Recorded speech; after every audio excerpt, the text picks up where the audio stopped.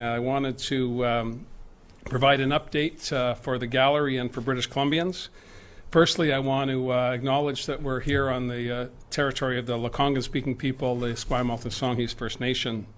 And I want to thank the vast majority of British Columbians who, over this past long weekend, managed to find some time to be with their families, managed to do so in a way that kept themselves away from their neighbors, kept themselves away from other British Columbians. It was a wonderful weekend, and we have more weekends ahead of us.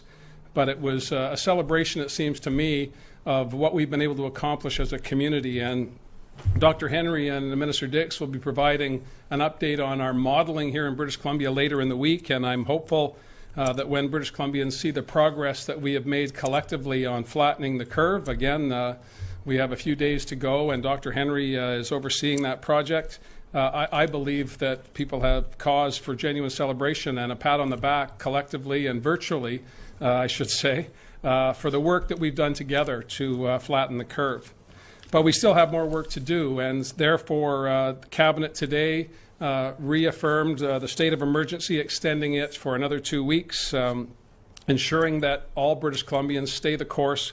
We all focus on the task at hand, and that is protecting ourselves, protecting our families, protecting our communities from this scourge of a virus and the pandemic that is seizing the entire world. And it's always useful to remind ourselves that it's not just British Columbia, it's not just Canada, it's not just North America that is gripped by this. It is a global challenge. And therefore, when we look at all of the issues that are before us, we need to do that locally.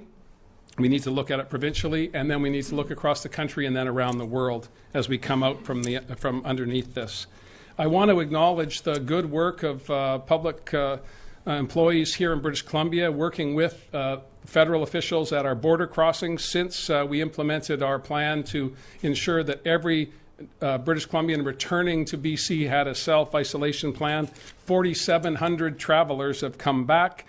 They've filled out the appropriate forms, and only 84 of those 4,700 are in quarantine being supervised by the federal government. Our border plan is working. I'm grateful for the help we've had across the way from local communities, from the Public Health Office, of course, and also the federal government.